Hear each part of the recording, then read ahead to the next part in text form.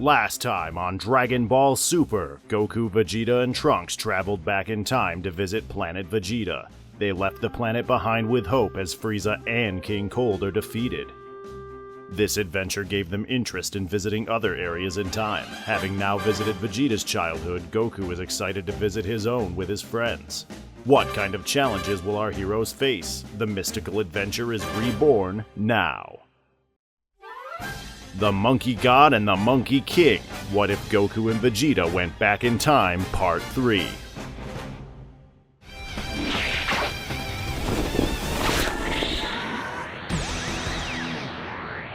Before we begin, be sure to leave a like and subscribe, and share with friends. All of that helps so much, especially if you want more parts. I hope you enjoy.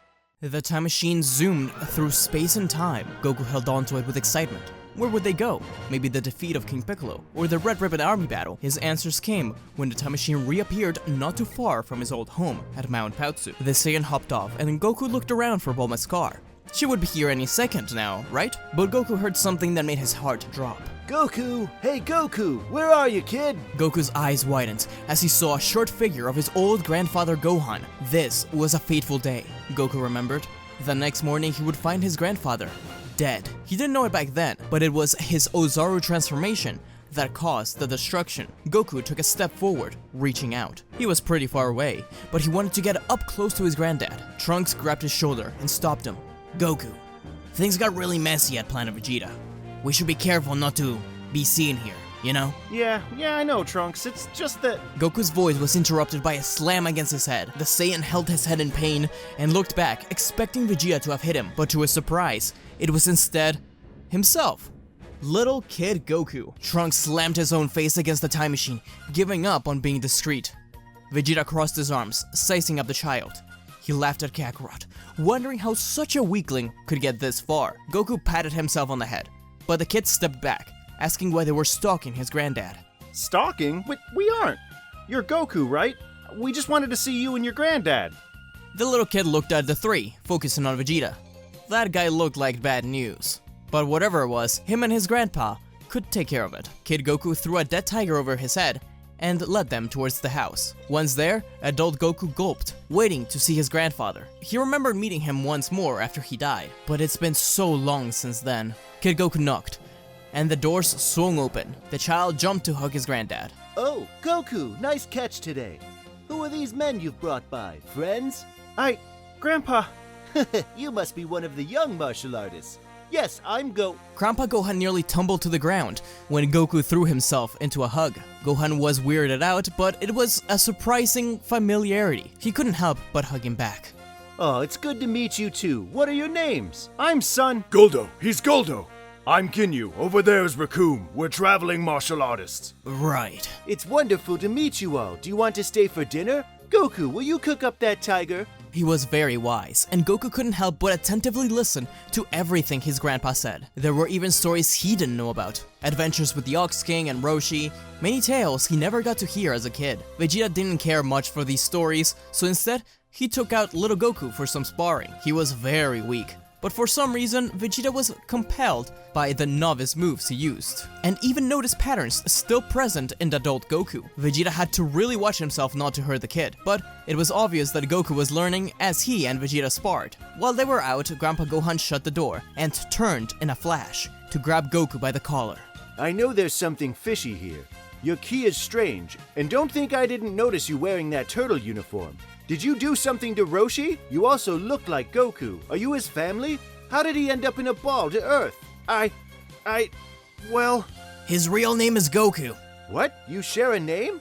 No, I am him. I am Son Goku.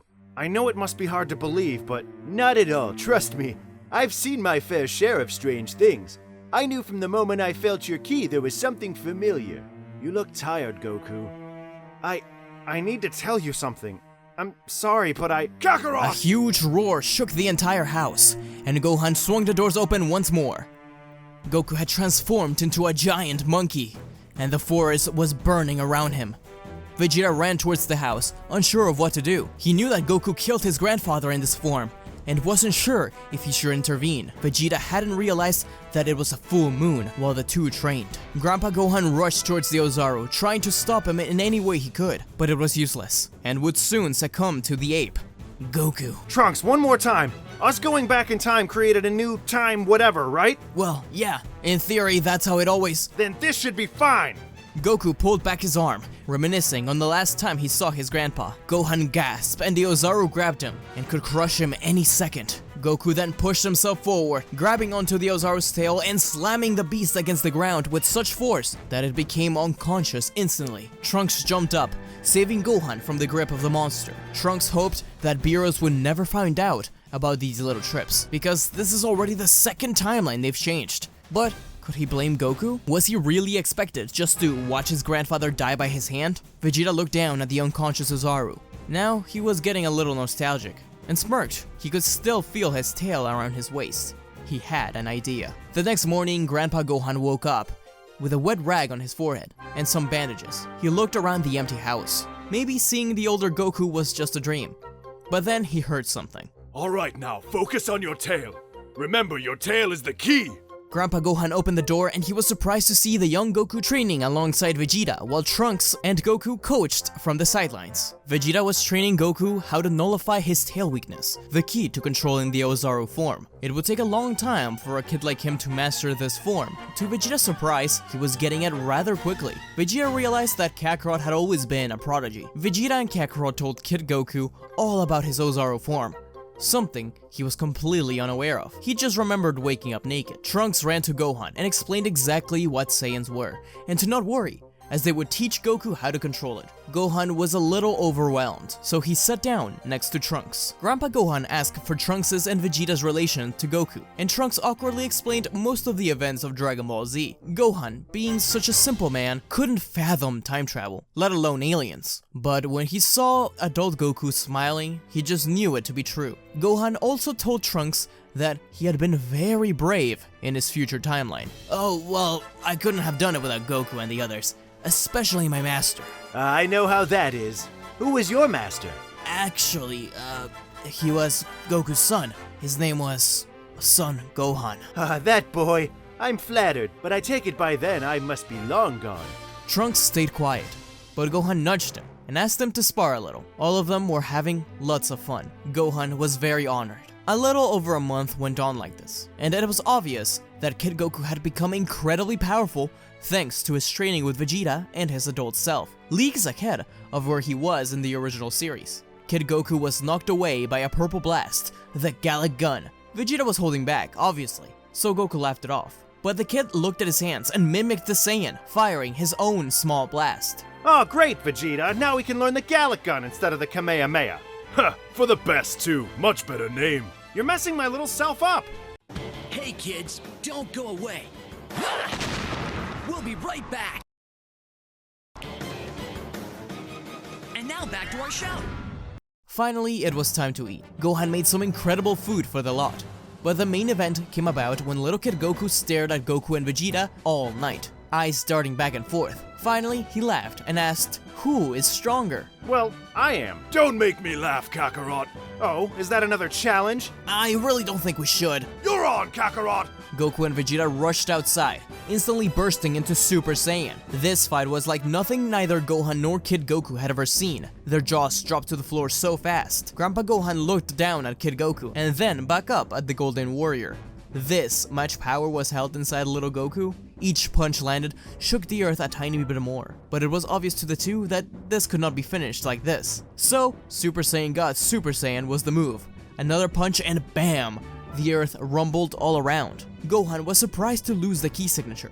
Their eyes just couldn't see them anymore. But unknown to the fighters, the shaking of the earth caused something terrible to happen. An explosion came from the ocean, and a green creature floated up high, holding a rice cooker. The turbulence had broken the seal of the Mafuba, and now the Demon King Piccolo roamed free. He was tired and decrepit, but ready to take over the world. Instantly, he created a small army of creatures and targeted the nearest city. It wasn't long before the buildings were being swarmed by flying demons of every kind.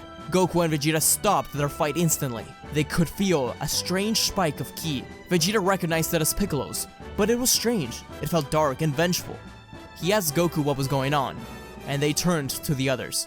Vegeta knew what Kakarot was thinking, as he floated over to them and teleported to the key signature. Gohan and Kid Goku didn't sense it at first, but were both surprised once they finally reached them. Gohan in particular recognized the name, Piccolo. That was the monster that Roshi had warned them about. However, he had no doubt that these future warriors could take him on. Alright then, Goku, he's all yours. What? Just watch. He can do it.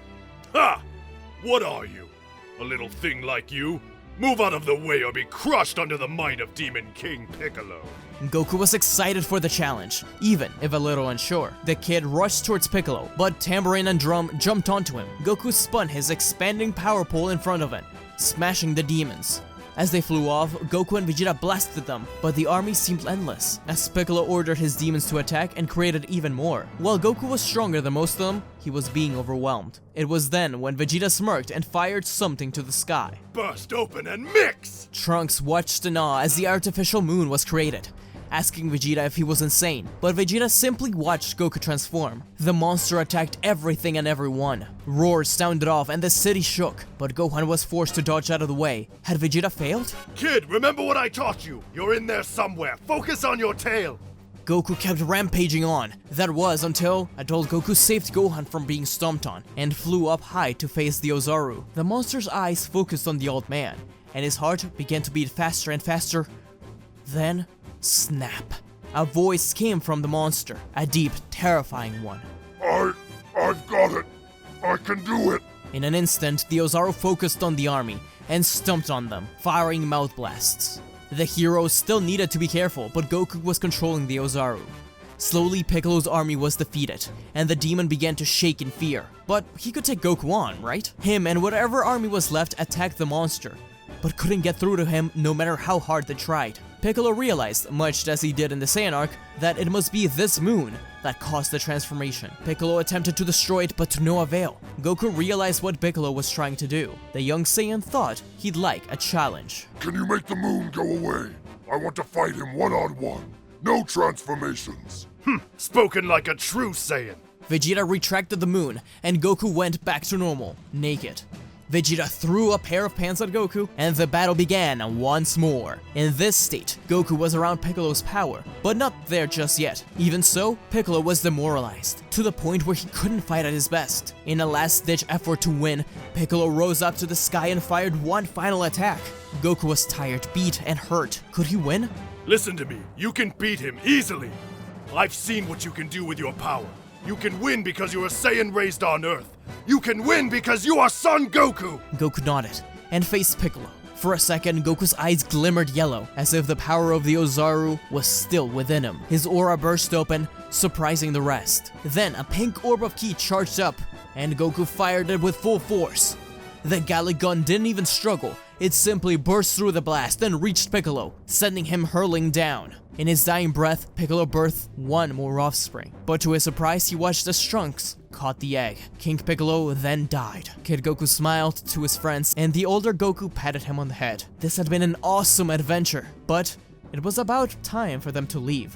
The next morning, Trunks and the others said their goodbyes, but they felt a strange key appear, something familiar to Goku. I thank you all for defeating Piccolo, but I need that egg. Hey, Kami, long time! Do I know you? Not yet, but hey, this egg is okay here, trust me. It contains the spawn of King Piccolo. It must be sealed. Let me tell you a secret. In the future, this egg will save the entire world multiple times. It just needs to be shown the way. Lucky for you, I know someone who's great at raising alien kids. Son Gohan here. Alien? Don't worry about it. I don't know what to say. If Gohan agrees, then it'll be alright. After all, little Goku could take Piccolo Jr. easily. I'd be happy to have another member of the Sun family. I will keep an eye on you all, but your power was impressive, and for some reason, I feel I can trust you. Kami disappeared slowly, and the Saiyans said their goodbyes. In his mind, though, Vegeta thought of something as he looked at the little Goku. Kakarot is such a powerful rival. But what if this little one being trained to control his power at a younger age becomes even stronger? Maybe he could become an ultimate rival. I could revisit this timeline. The time machine disappeared, taking the Saiyans onto new adventures. They had all the time in the world. Where could they travel to next? But some years later, in the same timeline of Kid Goku, we see that Goku and a short Piccolo battle it out, and punch each other with grace. The two are powerful, but this isn't a battle of hate. They had become brothers, as Piccolo was changed over time. Gohan watched them proudly. The two kids landed back down, tired. This is when a capsule car parks up, and a young woman steps out. Gohan smiles, knowing this is the start of a new adventure.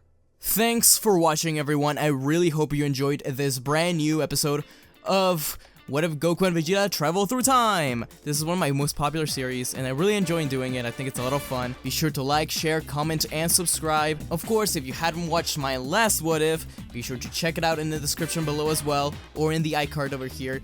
The last video was What If Gohan continued training after the Cell Games, and it's awesome. It's one of my favorite What Ifs I've ever done. Shout out to these guys who answered the Dragon Ball question of the week last week. The Dragon Ball question of the week this week is, if you could have your very own Dragon Ball transformation, what would it be? And what would you name it? What would it look like? All that kind of stuff. Be creative with this one, guys. Leave your answers in the comments below with hashtag DBQ and start a discussion. Anyways, until we meet again. See ya! Don't forget to like, comment, and subscribe to SmugStick, unless you want to be destroyed. Lord Beerus, that's hardly fair. But also, don't forget to click the bell icon to get notified when he uploads new videos.